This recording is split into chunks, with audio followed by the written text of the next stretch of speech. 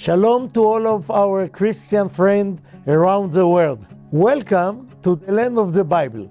This show will allow you to travel to the promised land and experience the sight, sound, history, and the beauty of the Holy Land. I want to thank you for all your support during this time.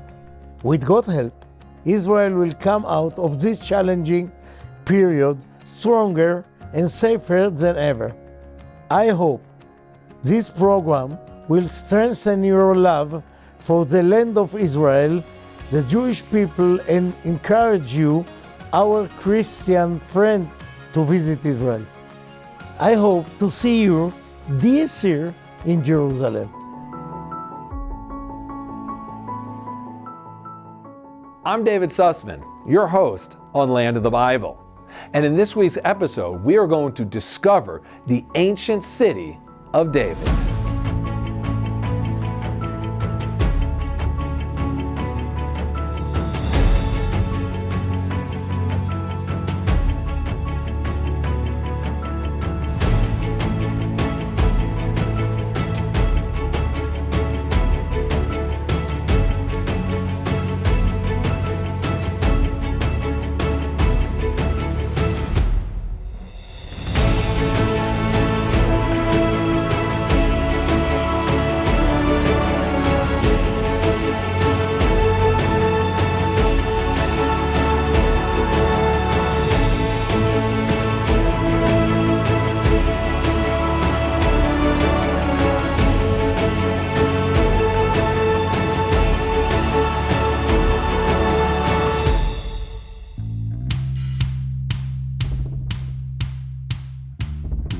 The city of David, the birthplace of Jerusalem, where history, archaeology, and faith are all intertwined.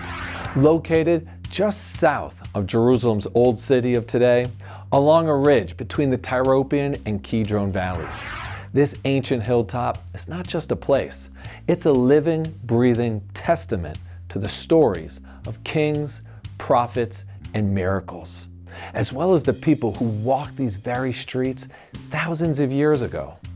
In this episode, we'll journey deep into the past, exploring groundbreaking excavations that have uncovered remnants of King David's palace, underground passageways, and artifacts that bring biblical history to life. From the first digs in the 1800s to the cutting-edge discoveries happening today, the city of David remains one of the most excavated and significant sites in the entire world.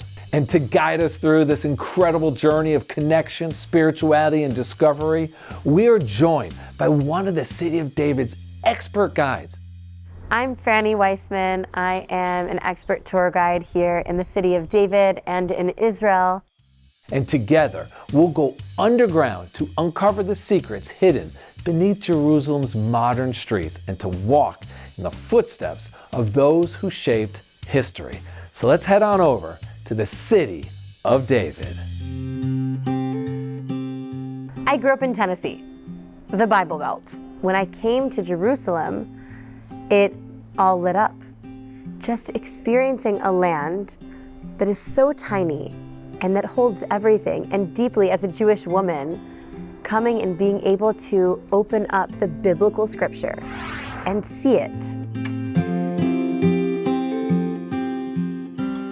Amongst the thousands of finds that we have, that we can date, I think that some of the most important ones give us not just a window into who was here, does it match up, but it's a human story.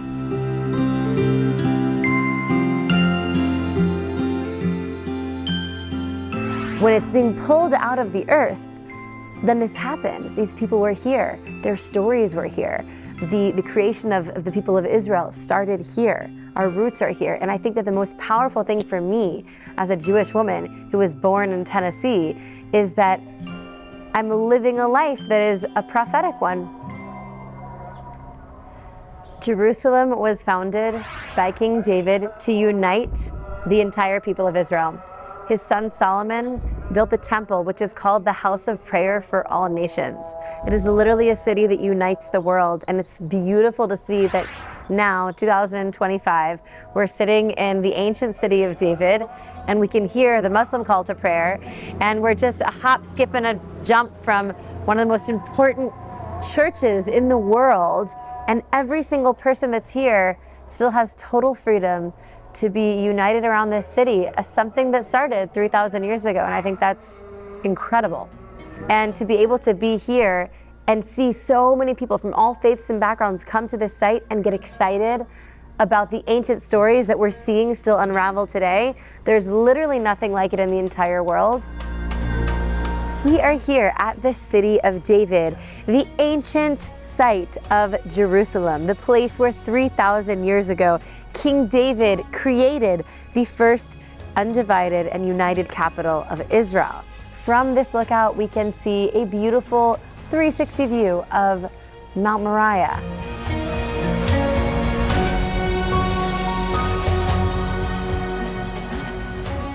Mount of Olives, Mount Zion. And on top of biblical Mount Moriah today, you can see the Al-Aqsa Mosque, the third holiest mosque to Islam in the world. And that mosque is standing on what is called today the Temple Mount. Why? Because on Mount Moriah stood both the first and the second temples, Solomon's temple and later the renovated Herodian temple. Today, when we look at the Temple Mount, we see the Al-Aqsa Mosque, the Dome of the Rock, a complex that still brings millions of people from all over the world, and this was the top of the ancient city of Jerusalem. And that really isn't where biblical Jerusalem actually is. You can't understand what ancient Jerusalem is unless you kind of expand out. Up until 1867, if you would have wanted to find or connect to ancient Jerusalem, it would have been up in the Old City. In 1867, this hill that is ancient Jerusalem was totally and completely covered in dirt, covered in fields, and no one knew of its existence, to the extent that the Ottomans, when they built the wall of the Old City, they completely leave out ancient Jerusalem. Now, what happens in 1867? Queen Victoria, Queen of England, she sends a man by the name of Captain Charles Warren, otherwise referred to as the Worm, because he was just known for digging hole after hole, shaft after shaft to find things. And where does she want him to dig most? On the Temple Mount. Now, that is a totally taboo place. There's absolutely no digging there because of the political sensitivities and religious sensitivities. And he comes there and he's unable to dig on the Temple Mount. So he starts to dig around the Temple Mount. He starts digging these deep shafts. The Waqf absolutely is not impressed or excited about this, and they kind of kick him out. Now, he's left in this situation where he's been sent to Israel to dig, and he can't dig where he's supposed to dig. So he goes down, walks down the Kidron Valley. He's got to find something impressive to bring back to the Queen of England. And he's kind of like washing his face at the Gihon spring. And he notices that right next to where the water is coming out of the earth, it looks like there's a tunnel there that's been, filled up. So he starts digging around the spring and he finds a shaft about 50 feet straight up. And this is actually a natural shaft, not an archaeological one. It's a natural shaft that happens in limestone and water, natural erosion. But he climbs up this 50-foot shaft and he discovers at the top of it a whole system of Canaanite tunnels. 4,000-year-old tunnels. He's pulling out of the earth ceramics, little figurines from 4,000 years ago. And he's fascinated by it because it's a massive tunnel system. He digs through it, gets to the top, and he's kind of just in the middle of these fields outside the walls of the old city, and that's where everything begins. From that moment on, 1867, until today, 150 years of archaeological excavations from all over the world. Every single layer of history of Jerusalem, dating back from the time period of King David himself, who comes and creates this place as a capital city of Israel, all the way through the Babylonian conquest, the Persian conquest, the Greek conquest, the Hasmoneans, the Romans, of course, Herod, a lot of Herod stuff, the early Muslim time periods, the Crusaders, even the British. All of it is here and is being uncovered every single day. Every minute of every day, we are uncovering this history.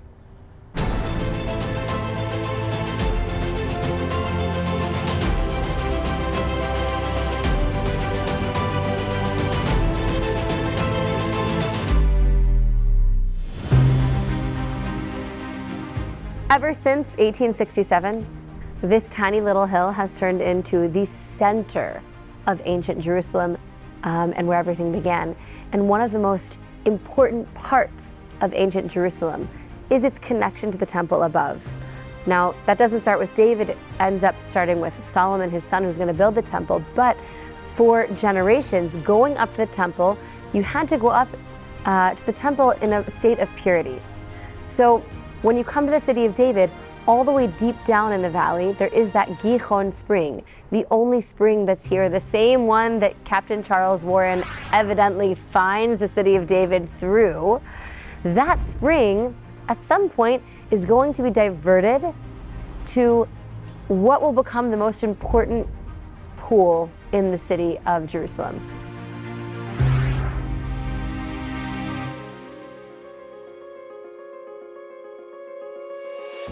The Pool of the Siloam, I would say, is front and center in the newest archaeological digs that we're finding today.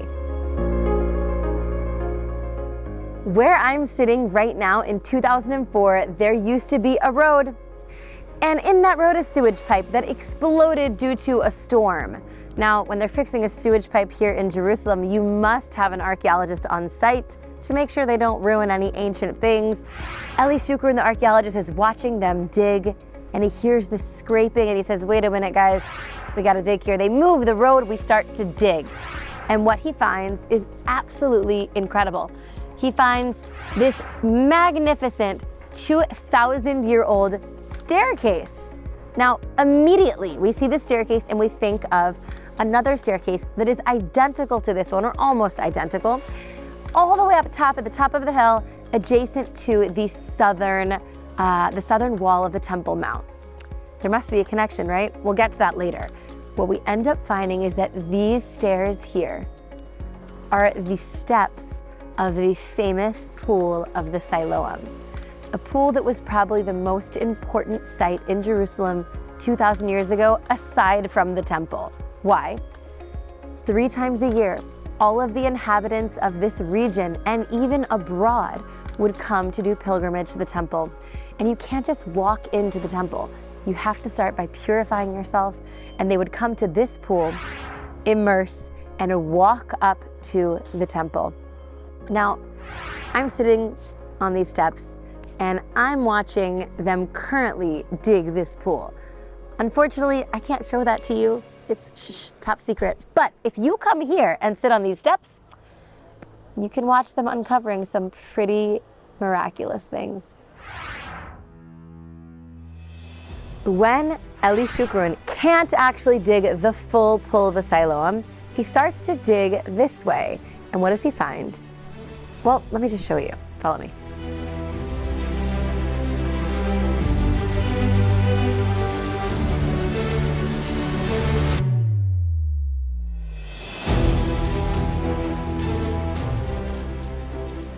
So he's digging and he finds a tunnel, an underground tunnel, a drainage tunnel. And that tunnel leads him all the way up the mountain to the Western Wall. And then you're like, wait a second, what is this tunnel, Western Wall? We discover that this was a drainage tunnel, and on top of it is actually the pilgrimage road, meaning from the Pool of the Siloam, where people would go and purify themselves before going up to the temple, they would then walk up the pilgrimage road. And right here behind me, these are original steps of the pilgrimage road. But the drainage tunnel itself isn't just a drainage tunnel. This was also the place where the last rebels against the Roman army, year 70, who destroyed Jerusalem, they snuck out of the city and tried to escape. And they brought with them coins and food, sometimes, things to write. Josephus writes that the last Jews of Jerusalem are sneaking under the road, but the Romans figure this out. They break through the road and they kill every last one. And we're uncovering this road. Come take a look what you can see. You can actually see big breaks in the road. All of these lit areas, these are huge sledgehammer breaks. And we even have some pots that people would sneak into the road and bring with them. You have the pool of the Siloam. You would come from all over the world, immerse in the pool, spiritually cleanse yourself, and then walk up the pilgrimage road that had shops on either side, all the way up to what is now Temple Mount and what used to be the Holy Temple. And soon when we finish our excavations, you'll be able to come and actually start at the pool of the Siloam and walk up the pilgrimage road all the way up to Temple Mount. We can't walk up the entire thing today, but if you come here tomorrow, I can show you a little piece of it. So let's go see that.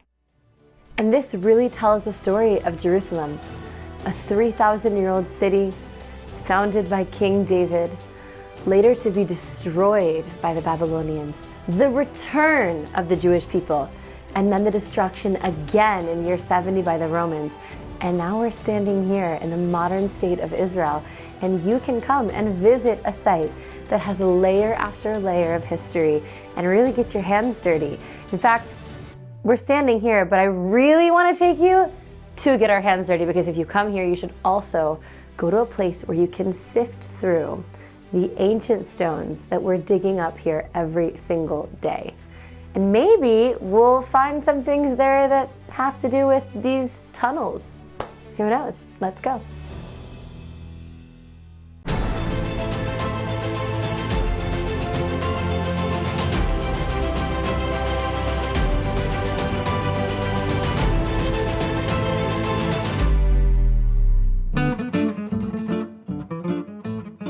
On the Mount of Olives today, there is the sifting project, the Temple Mount Sifting Project, Emek Tzurin. It is the Bar Ilan University and the City of David working together to sift through this archaeological gold. Dr. Gabi Barkai and Tzachi Dvira are the ones that founded this. Some of it is just curiosity, kind of like a treasure hunt. We're sifting through to see the things that we would find. And when you come here and get your hands dirty, you, your kids, your friends, and you're finding coins, and you're finding mosaics, you're finding bones, you're finding gemstones, there is that feel of a treasure hunt. But more than that, this is the first time in history, for thousands of years, that we have archaeological research about the Temple Mount, what it looked like, who was actually there. Does this match up with the biblical story? And I think that's one of the reasons that this site is so unique and so incredible. Behind me right here is biblical Mount Moriah. Up until 1990, it is absolutely forbidden to dig or excavate on Temple Mount for these sensitivities. But in 1990, the Muslim Waqf want to expand the Al-Aqsa Mosque. And what do? They do a dig without archaeologists, without any documentation, and almost 400 truckloads of holy ancient dirt are poured into the valley below, the Kidron Valley. But we're not just gonna let almost 400 truckloads of brilliant archaeological evidence from Mount Moriah and the temples just sit in the Kidron Valley forever. So we're going to go to the Mount of Olives, to a place where we are sifting through the archaeology. It started out sifting through archaeology from the Temple Mount and expanded to even sifting through archaeology from the City of David. Let's go see what we can find there. It's gonna be exciting.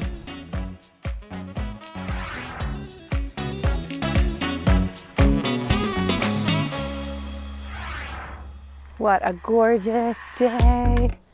This is such a beautiful entrance to something so spectacular. Like, it's absolutely stunning here. And then we're gonna go in and see something that is so historically exciting that we get to be hands-on part of, and you get to be hands-on part of. And that is really why the City of David is the must-see site when you come into Jerusalem.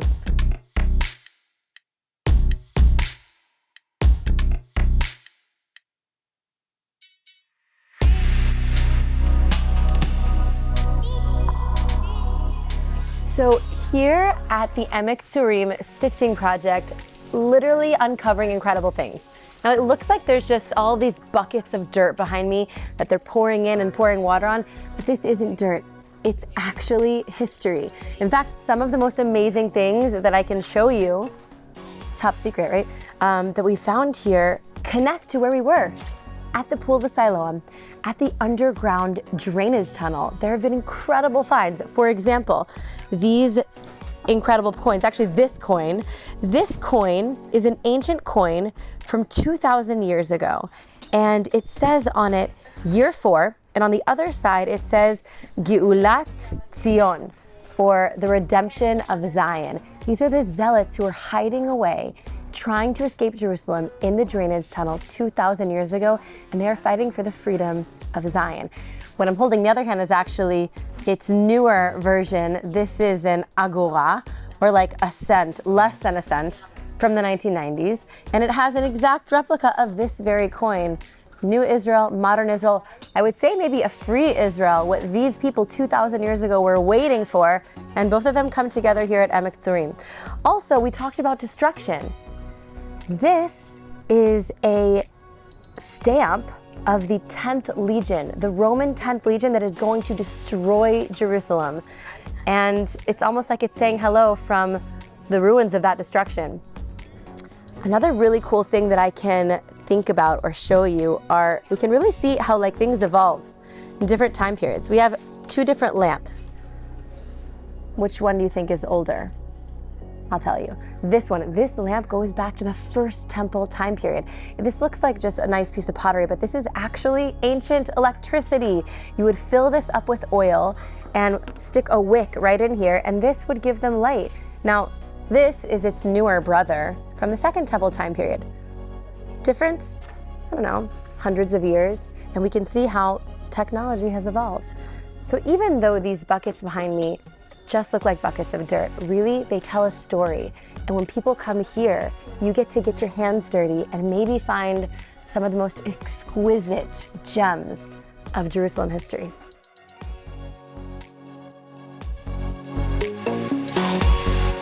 This is also an awesome place for kids. We have all these like fun things, and you just need to come here with your family. It's like a family experience.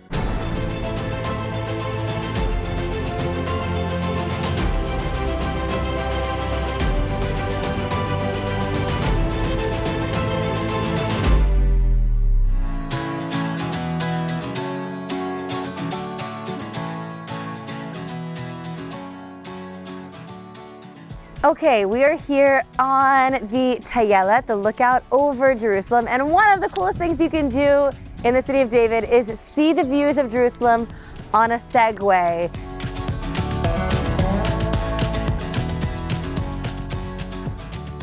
We went to archaeology, we went to the Pool of the Siloam, but here in Almona Netziv, you can go on a Segway looking at the most incredible views of ancient Jerusalem. We're gonna go on into this building and see another really cool extreme attraction you can see. We're kind of connecting to the past while doing really new, innovative, futuristic, extreme sports. Yada.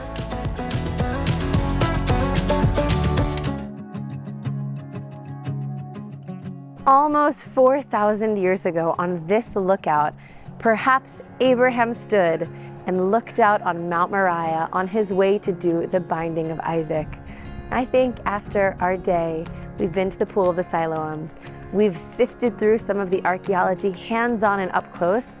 It's a great place to stop and look at perspective. Behind me, you have the whole holy basin, ground zero of all spirituality, the old city, the city of David, Mount of Olives, really where it all began. But also over my other shoulder, we have this really amazing building, and inside this building is one of the most fantastic zip lines that you can do in the entire world, because you are going to zip line 531 meters while looking at this view. And honestly, can't do that anywhere else. So let's go try it.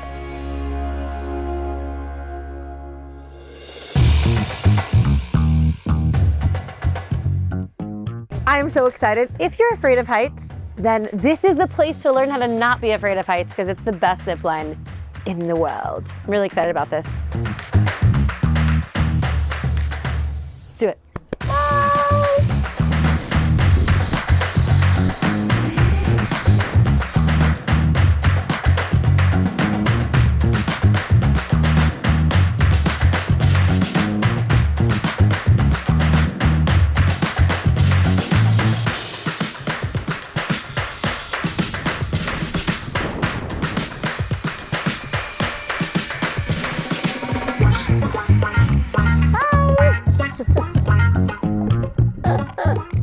That was awesome.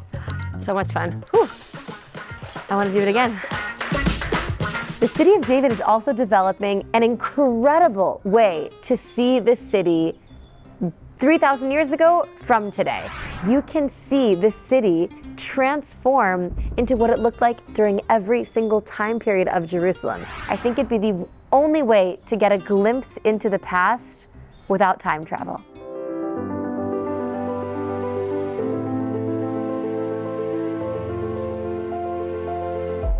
Welcome to Land of the Bible.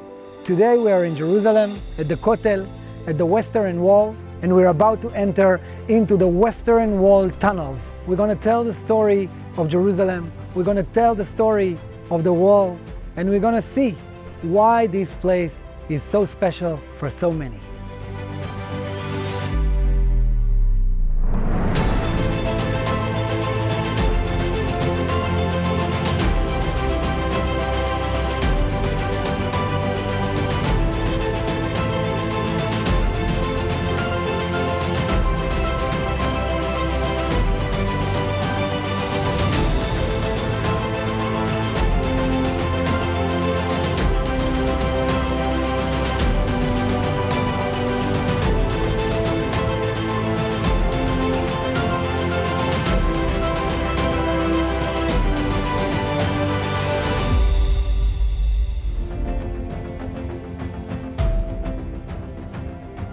Thank you for being with us here on Land of the Bible. Thank you to the City of David for allowing us to have this fun journey.